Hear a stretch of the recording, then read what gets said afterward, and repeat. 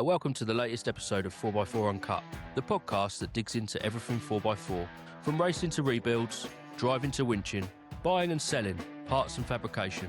I'm Freddie, the owner of FDR 4x4, Land Rover parts specialist. I'm Alex, owner of Denell's Off-Road. We manufacture steering and suspension links alongside all the other products for 4x4s. And together, we are 4x4 Uncut. Hi guys, welcome to episode 2. So in this one, we're going to talk to Freddie about how he started and what he's doing now. So how did you get started then? Yeah, so basically, well, to be honest, listening to you, it's made me realise how old I am, or how old I feel. Honestly, don't know what made me do it, but it was year 2000, January 2000, and back then, obviously, magazines were a lot more popular, and I went in the shop and I picked up a copy of LRO magazine, Land Rover Owners International, which was probably the best sort of magazine at the time. I was about 14, I think, and in it was like a winch challenge with some quite well-known faces in it back in of its time, and I thought, oh, this looks quite cool. I don't know. And to be honest, like back then, I was kind of into a bit of a max power kind of scene, and hot hatches. Well, they weren't very hot, but that kind of thing, and that was kind of my I was always like cars, but I wasn't really, four-wheel drives were just, they're by the by. And so I was flicking through this magazine, I bought it, and I started to look through it. And like I say, I had a winch challenge in. And basically, obviously, it was a very early winch challenge kind of thing. So it was Defenders with roll cages, low-line winch, mud tyres. Yep. That was it, really.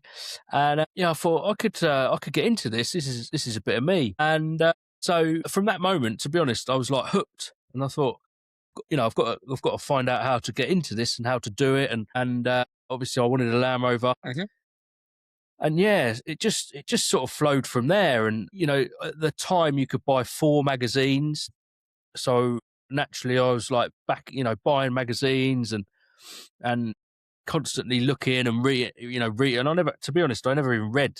I wasn't interested in anything like that, but all of a sudden, it was like something that sort of, that light bulb moment, and I was hooked. And we just gradually started looking at them and learning about them. And as I say, it was this winch challenge thing that I think it was kind of the first. I think sort of a lot of people, when you go back to looking at winch challenges, it was sort of early, maybe 98, 99 when it really sort of started. So it was very early on in the off-road scene for that kind of thing. And yeah, that's kind of how that was my first sort of introduction to Land Rovers, really. Nice, that's fantastic. Yeah, so, strange. Along that sort of line, what was your first car, or I want to say first Land Rover, but I don't know if I'm right in saying that or not. Yeah, so first Land Rover. I used to do a bit of shooting at a farm with my dad, and again, it was kind of around the same time as this magazine, but they had like this green series Land Rover there, which to me at the time was just a pickup Land Rover, and we always used to walk past it and look at it and think, oh, it's a Land Rover. But as I'd sort of got into it and the bug had started sort of bitten, I used to, stop and have a look and peer in it. And it used to run and drive and everything. And I said to my dad, I said, oh, like, I think we should have, like, can we have it? Can we see if we can buy it? And he was like, well, really? See, he wasn't really into Land Rovers either at the time. And we spoke to the landowner, and it was just sat there. They used it once in a while and put some hay in the back. And it was a Series 2A long wheelbase, so 109. Is that the one with the headlights that are inside the wings? Yeah, so in the wings. Inside the wings, this one. It did go to on the outside.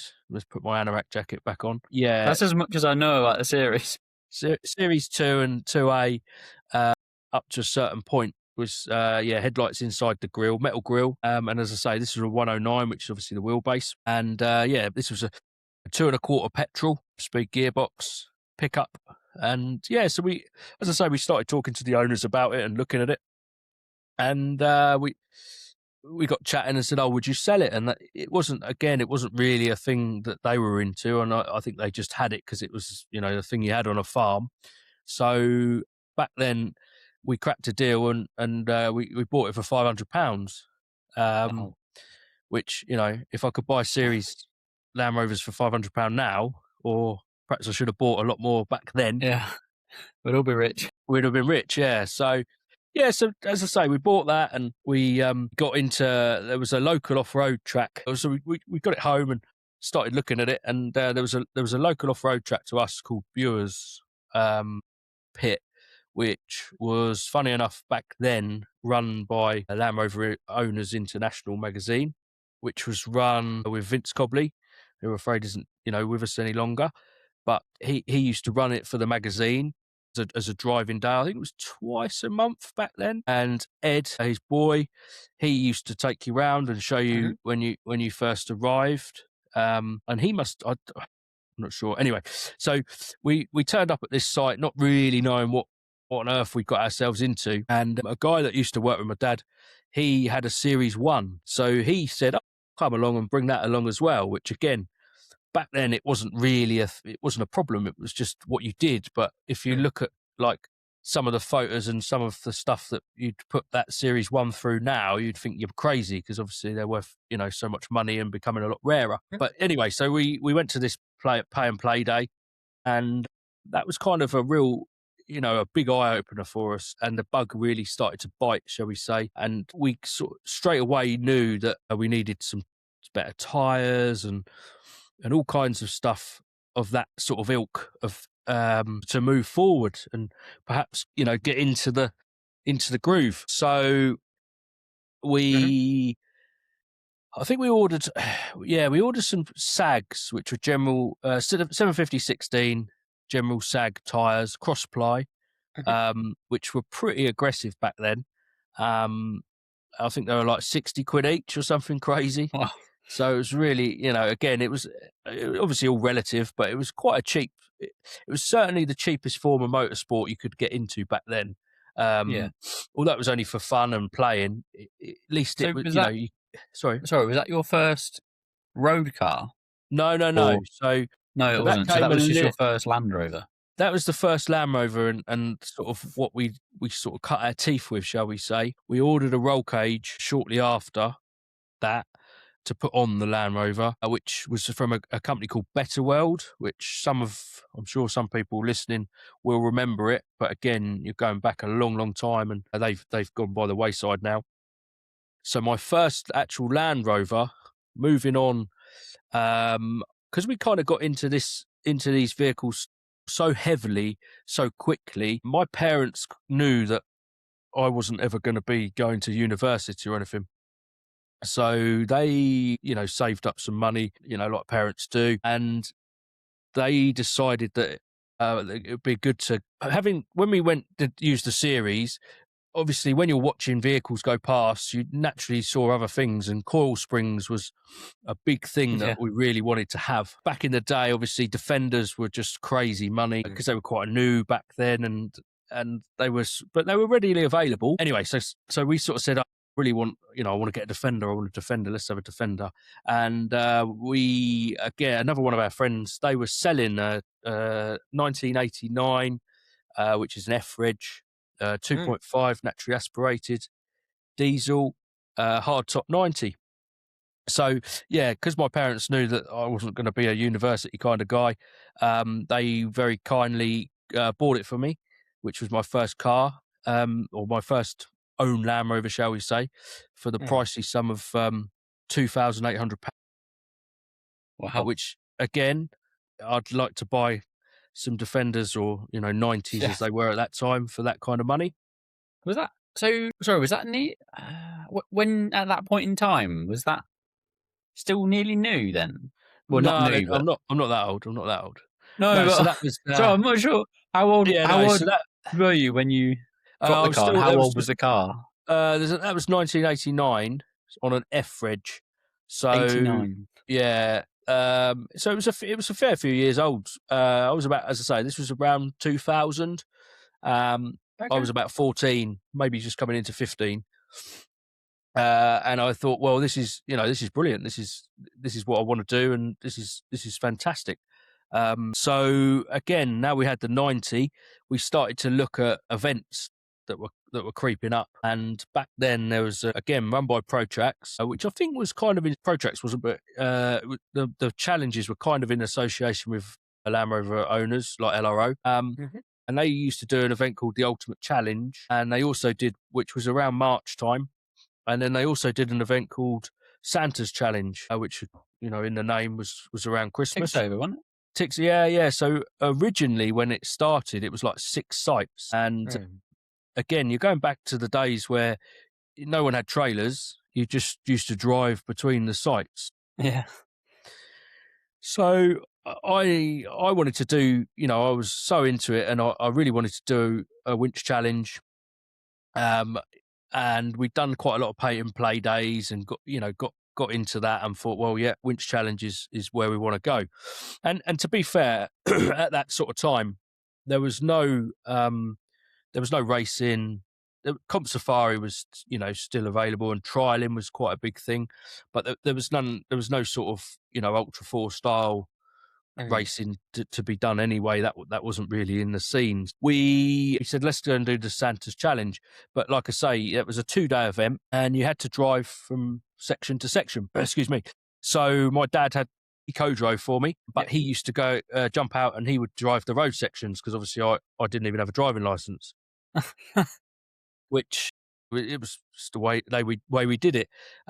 But it was quite a baptism of fire, really, because excuse me, we purchased a worn XD9000 winch, which was a low line winch, steel wire cable.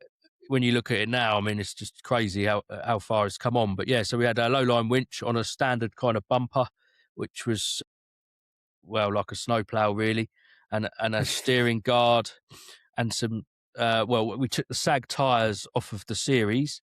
No roll cage, just it was a hard top 90. So sag tyres on a set of 8 spokes. XD9000, worn XD9000 winch, steel cable, and off we went. Drove to the event. It was probably 2.5 hours for us, with a naturally aspirated 2.5 naturally aspirated. So we got there very slowly. And we pulled up into this event, which we were faced with, vehicles not probably extreme in today's standards, but extreme in what we turned up in, which was guys who'd been doing it for a while before winches. There wasn't big tires hadn't come in yet by then, but mud tires, BF Goodrich mud tires were sort of becoming available, so they were bigger. Anyway, off we went, and we got into this winch challenge, which was just, well, it was mad really, because we were so out of our depth. It was just crazy. It just didn't. It was a learning curve from the start, but it really did set the tone and think, well, I want to get on and do more and more in the sport. So yeah, that was the first challenge, and then we sort of moved on. And I know when it made me think of it when you were saying, but Scorpion Racing, they were really pushing that kind of the side of the business, which I think was very good back then for the winch challenge scene. And they started doing some novice events, which is a good idea actually. And I'm surprised no one's, perhaps I'm wrong, but no one's really done that since. But they done sort of a starter winch challenge, which really was designed to ease you into the event and get you going. No, there's anything quite the which same. Was a big. No, not at all. And it was a big help actually. And it got, you got to chat to people, and meet and you just it was a way of learning and not perhaps getting into the deep end straight away. Because, when we turned up on our first event, and like I say, it was just crazy really. We got on with it the best we can, but it was like a, knife to a machine gun fight really. So anyway, they done that. And over the years, we carried on competing up until the point really where I suppose I was getting to the point where I needed to learn to drive, which so we pulled the 90 off the road because I was dead set the fact that I was going to have the 90 that I loved, and it was pride and joy as a vehicle. But I naturally aspirated was hard work, to be fair. So I kind of needed a TDI. So we went for a TDI engine, but again, they were just so expensive back in them in them times. You could never get 200 TDIs with Defender engines were just out of the question. So we got a Discovery one, got that fitted, and that was kind of my first car then, basically. So yeah, that was how it began, if I'm honest. Wow, that's awesome. Yeah. So, did that lead into your career? Was the Land Rover influence of off-roading and building your own, etc.? Is that what got you into it? I mean, Yeah, how did it all start? So obviously we had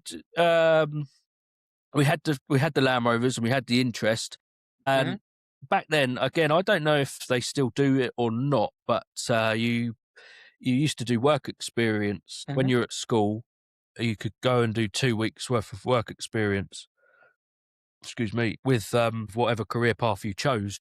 Do you know if they do it now? I don't know. Yeah, I did it. I mean, okay, cool. It's I say I did it probably 10 years ago. Yeah, I think it's a great thing, and if they don't do it now, I think it should be done. Anyway, I did it in mechanics. Yeah, okay. I think they still do it. Yeah, I think so. So naturally, being the Land Rover addict I wanted to do it at a Land Rover garage. So when they came out with a list of places you could go, I looked at that and thought, well, I don't want to do any of that. So I went to a local Land Rover specialist at the time, and I just said, knocked on their door and said, is it possible to come and do my work experience here? Which they said, yeah, that's fine. Great, come and join us. And to be honest, I think probably, I don't know if it's the same now, but back then, because Land Rovers they're not classed as I think it's probably changed a bit now, but they weren't a cool car back then for a younger person. And perhaps they probably had a queue as long as their arm who wanted to go to Ferrari garage, for instance, but a Land Rover garage was not really that desirable. So so we started there, done my 2 weeks work experience, managed to get a Saturday job out of it as well, and that was kind of how it pathed my career really. When I sort of hit 16, again, I'm touching on the university, but I wasn't interested in school at all. I used to work for all the holidays at the Land Rover garage, and they said, well, do you want to do your apprenticeship? So I did day release, went to college 1 day a week, and started my apprenticeship for the same Land Rover specialist, which was great. And as I say, we worked through that. But it was quite funny because sort of back then, if you could use a computer. I was going to say, I'm not that much of a dinosaur, but if well, no, you could, I was going to say, I'm sure that's got to come at some point where it went from... if you could use a computer, you're kind of... Basically, I started looking at my own parts. Yeah. So when you go into parts and look something up, and again, you're sort of on the early. It was sort of a lot of people using books and microfiche to look the parts up. So it's kind of a bit of a crossover. And anyway, so I started looking up your own parts, and that sort of all of a sudden they thought, oh well, you can help in parts as well, which is probably what set the tone for where we are today.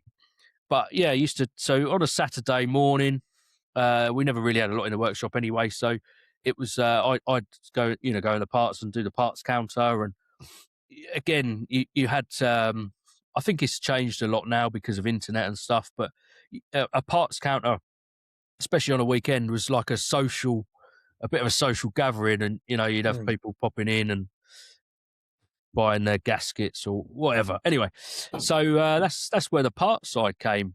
And I worked there all the way through to about 2006, which really my first job, to be fair, all the way through. And there was a local, it was quite local to us, which was handy, but like an expedition company, it was a German company, and they used to build quite cool cars. Because I had the sort of the passion for the off-roading and the winching side and a bit of travelling, we got I knew the company and got chatting to them.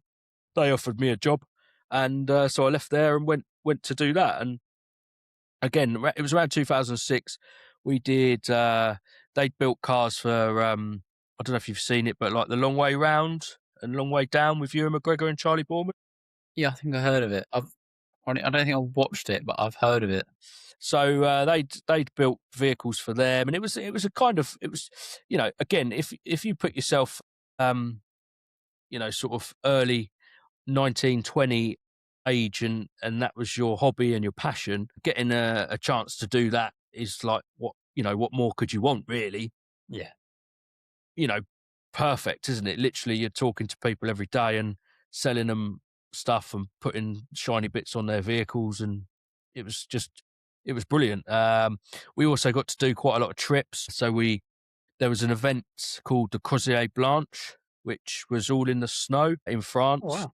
And again, such a shame, because it was a brilliant event, and it got cancelled in the end because of environmental and stuff like that. But they actually sort of closed a lot of the ski slopes, and you got to drive on all the mountains and tracks. Amazing. So it was a great laugh, and it was different times. But yes, we got to do that, and we had cool customers and some quite famous people as well. We went. I mean, we can get into that another podcast, but we took Keith Flint from the Prodigy. We took him with us to the The Croisière. singer. The singer, yeah. Sadly, again, not with us anymore. But anyway, yeah. So it was good. It was good times, and that's kind of we done that and worked along there, and got to go all over Europe really with it, different events. And as I say, because it was a German company, we got to go back, out to the factory and visit quite a few people.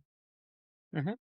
And yeah, so that sort of pathed my career really. And then I've worked in various places after that along the way, and I suppose as you're growing up, you're sort of, changing your ideas and directions. But I've always stayed within the motor trade and garages, and always had my hobby as Land Rover. So sometimes I perhaps was just in a general garage, but it was always Land Rovers were hobbies, and we always carried on doing the off-roading, and that's kind of a brief thing of how it started, really, to be honest. So, what point and what time frame and year, etc., did FDR 4x4 start? So probably going to around 2018, something like that. It's not that long ago. No, it's not.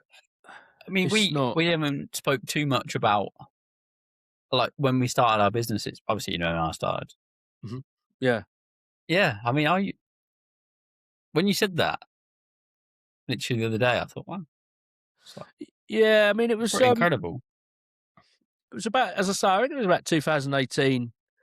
I had before that, I'd had a garage, which was a general sort of service repair garage. Mm-hmm. We had a few people working, and it was another thing that we did, and that So was all work. 4x4s No, or just general cars, to be honest. all But cars? my passion's always, I've always had that thing about Land Rovers, and I think, Yeah. to be honest with you, perhaps I wasn't old enough in my head to be ready to, or to know how, what path I wanted to. So I probably dreamed about doing it, but I don't think I was perhaps ready in myself to do it properly, shall we say. So yeah, it was about 2018. We started FDR 4x4, which we had basically we probably had a 2-bay workshop, but it was in a line. So you could get, Mm-hmm. I think you'd probably get 3 Land Rovers in it, touching each other. So very small. And yeah, we started doing builds for people, restoration work, a little bit of welding, a few chassis swaps, general, service and repairs and stuff. And to be honest, like, there is, loads of people across the country who do that, really.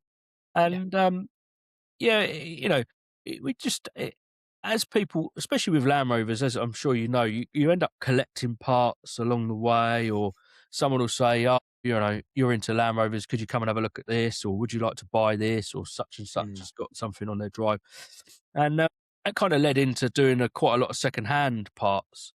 To a lot of Discovery twos, because again, back then they were sort of hitting that time of being readily available, not making a lot of money with a scrapped one, but it was still quite a desirable vehicle, good Land Rover for people to still fix themselves. So we were buying a lot of Discovery twos, stripping them down, selling off the parts. Usual story again, what a lot of people do, but we were just moving the bits along, and still doing the workshop work, and building a few vehicles for people, and it was great, to be honest. And I thought, this is fantastic. Why didn't I do this sooner? Probably wasn't ready. Then COVID hit, which obviously turned the world upside down to start with, didn't it? No one really knew what was going to happen. No. It was a bit crazy. So yeah, so I remember, I kind of do remember it, because I just had we had a son who was a couple of years old, and my daughter had just been born, and so when it hit, we sort of sat at home, and I thought, well, this is strange. What do we do? And to be honest, after like 2 weeks, my wife said, it's time for you to go, get out of the house, leave, yeah, do something. work, because this isn't going to happen. Probably for her sake more than mine.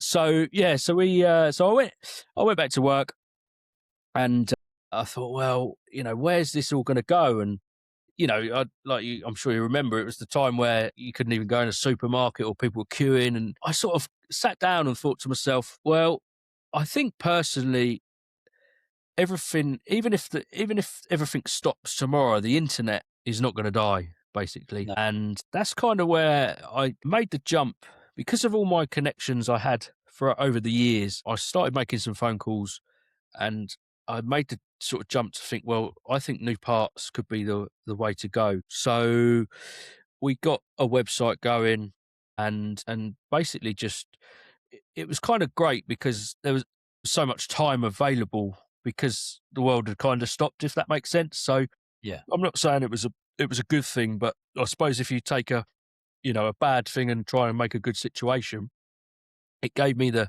time to hit that ground running, perhaps. And so we started doing a few parts, and then, because I'm quite well known in the trade in this area, so the trade started to hear about us, and so we started supplying the trade again. And a lot of people that I deal with now are people who I used to deal with 20 years ago.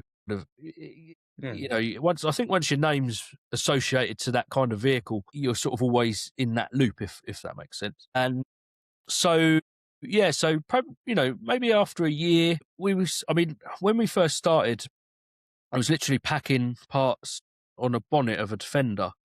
I didn't anticipate it was only going to be a bit of a sideline, really, and just to help everything go along, and obviously keep money coming in, etc., etc. And after about a year, I kind of thought, I can't turn my attention to everything. This is crazy. Something's got to give. So I sort of decided to shut the workshop down, because it was crazy, because you're trying to weld a cross member on 1 minute, and then you're trying to answer a phone the next, and it just wasn't right. And it's not really how we work. I think you've either got to give it everything or nothing. So so we did. I said, right, we'll close the workshop. We'll use the extra space, start putting that more parts in, more storage, and really pushing forward. And to be honest, the secondhand side, at the same time, it was getting very hard to buy vehicles. People were wanting too much. They were making more than scrap value. So that became quite difficult. So that was kind of a natural progression as well. So I just decided, right, let's just stop all this, and we'll just go straight to new parts. And that's really where the bulk of the business was built, to be honest. And I just everyone who starts a business, as you know, you put everything into it and work constantly, which is where we've built up today. Really, we keep thousands of parts in stock now. Big mail order, lots going out every day. Yeah, and that's kind of how it happened, to be honest. And here we are. Yeah. Now we're doing a podcast. Yeah. Yeah. So what's the future like for FDR? You said you're into new parts now, and you've completely stopped with the secondhand stuff, or Yeah, still so have bits and bobs, or we don't do any secondhand parts at all now. And to be honest, I haven't done them for the last 5 years, really. is it a bit of a relief not thinking about comebacks, or is there still the same amount of issues with new parts? You know what I mean?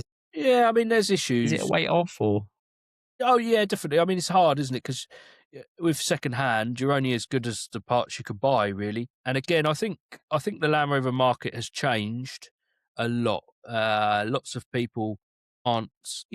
We were sort of in it when Defenders was. You could still buy a Defender before. Again, it sort of boomed, so you could still buy them to break.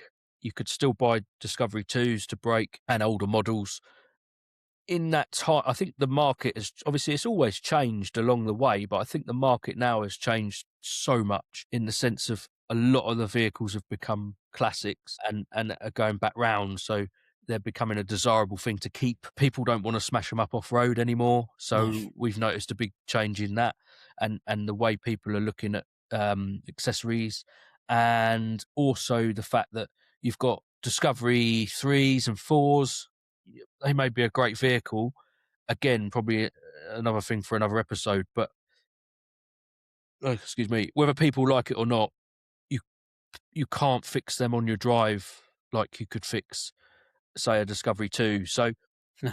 it was a massive jump, and that's, as I say, you say about the secondhand parts, it kind of it was just a natural thing to say enough's enough. Mm. Um, yeah, and that's, as I say, so secondhand parts stopped. When we ramped the business up, we also now we're the UK stockist for Maya chassis. Um, we keep a big range of chassis in stock, all the Hmm. components as well, and we work very closely with Maya. Do you prob- like seen us at the shows and everything with our displays. Yeah, so when you say the future, I think we're just going to keep growing now and pushing forwards. I think there's a lot that's going to change in the Land Rover scene. Hmm. Again, another subject we can probably come on to. But yeah, just keep pushing and try and get back out. Get back out there. Perhaps not necessarily in off-roading terms or competing, but maybe just get back into some green laning and bits and bobs like that. I know we spoke Yeah. about doing some stuff together and just, get back into pushing the product and, yeah, just basically trying to be the best we can, to be honest. You said you obviously your passion is for Land Rovers. Mhm. You, I know you do products for other vehicles as well. Maybe not predominantly, but you do support other models as well. So we do other products through the Mayo range. Hmm. We do the 4x4 Sprinter products, so, bash guards and winch plates. For like camper conversion, Yeah, like the camper camper type conversion. ones. The It's very in thing at the moment, isn't it, to have? Mm. I'd love one, but they're a lot of money. Um, Yeah. yeah, but no, yeah, we do a bit of that and some D-Max, and obviously a big one that I'm quite excited about is the Grenadier. I think I think that will become. I don't think it's an achievable vehicle at the moment for a lot of people, but Mm. hopefully, as long as they stay around, I think when they drop a little bit more in a cost price, they'll make it a more of achievable product for perhaps people who are looking at buying a Defender. Mm. So I think that's going to be quite exciting moving forwards. Who knows though? But predominantly we are Land Rover based. All my knowledge is with Land Rover, and probably my heart. And yeah, so we do Series 1 parts all the way through to new Range Rover. So down the workshop at the moment where you do all the parts and Mhm. ordering all the rest of it, is it just yourself down there, or anyone I else know. with you, or? So we've got people packing for us, and my dad he's come. Well, he was meant to retire probably 6 or 7 years ago. He turned up for a cup of tea, and yeah, he's been there ever since. He loves it. Again, drives a Land Rover. Yeah, just generally pitches in. Probably right hand man, for want of a better word. Helps out, Yeah. moves stuff, and packs lots of parts, and just yeah, just.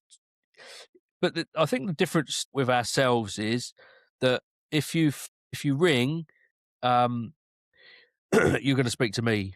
I'm on the phones, so I think that's a slight. Excuse me. We're not big enough, or we're not a huge company that you just get an email or a flat blanket answer. And I like to sort of praise myself on the fact that we've built the vehicles, we've used the vehicles, we drive the vehicles, and know what it's like. Really know what it's like Yeah. to use them, and how it is to when we're talking to people about chassis. We've built them ourselves, so we know if there's parts you need or parts you can get away with not using. Also know that it's very expensive, to do it. So I like to try and not be just that company to sell things, but to just help people out as well, really. Yeah, I mean, I think we were talking about it before. It- People want the full package now. If if you know what you want exactly, you've probably already gone online and ordered it Yeah. from the manufacturer. You know what I mean? Mm. If you're ordering it from a supplier, you're probably doing that because you need the experience of the person on the end of the phone, like yourself, and you're not going to Yeah, get that definitely. And from no, and eBay. I think it's It's a not. nice That's not going to thing happen, to is it? no, definitely, and I think it's a nice thing to be able to pick the phone up and no one talks to each other anymore, do they? It's all Oh everything's no. just an email or no, there's no sort of one-to-one interaction anymore, which we've always done, and I'd like to say we always will do. And don't get me wrong, I know you're probably going to have hundreds of people shouting us down and saying, "Oh well, we do that," and that kind of thing. But like I say, it it is a it is a people say it's just a motor trade, but it isn't. I don't really care what people say. I think it's a niche, and Land Rovers are always going to be different to Yeah, other manufacturers. it's a cult almost. Like it's a following, It isn't is, it? It's like yeah, in it a is. good way. It's yeah, Definitely, like yeah, people love it. It's a British icon. It's just yeah, yeah. it's our thing. Like Oh, without a we doubt, and love I it. think yeah, definitely, and I think that's just people want to use them and continue moving on, and if we can help that, happy days, really. Yeah. Um, yeah, but no, apart from that, I've got obviously again on social media you've probably seen him, but I've got my trusted dog Ziggy. I don't know where he is. He's somewhere here, but he's been in footwells with me since 8 weeks old. So yeah, he's always sort of wandering around. And yeah, apart from that, we've got loads. I'm very good at buying Land Rovers and not really doing anything with them. So I've got lots of half-started Maybe some for projects. sale in the future. Yeah, without a doubt, without a doubt. But no, apart from that, that's kind of a bit of a rundown of FDR 4x4 and who I am. Um, yeah, that's kind of it, really. That's fantastic. Well, thank you for sharing all that, and yeah, stay tuned for the next episode. Yeah, We look forward to it. not too sure when it'll be out yet, but we are going to drop some comments and some teasers. Yeah, definitely. And It's going to be great. I think if people want to cover any subjects or I think it'd be nice to hear some people's builds, won't it? Really, Yeah, definitely. Yeah, I think they, drop us a line, send us some photos. Can we do that? I don't know. Can yeah, people? yeah. We can have. We've got a Gmail account, Oh, so okay. it's 4x4 uncut podcast at gmail.com. Sorry, I was trying to remember it myself then. We We've can do got link in the bio or something. That's what they say, isn't it? Link in the yeah, that's what bio. we're going to do.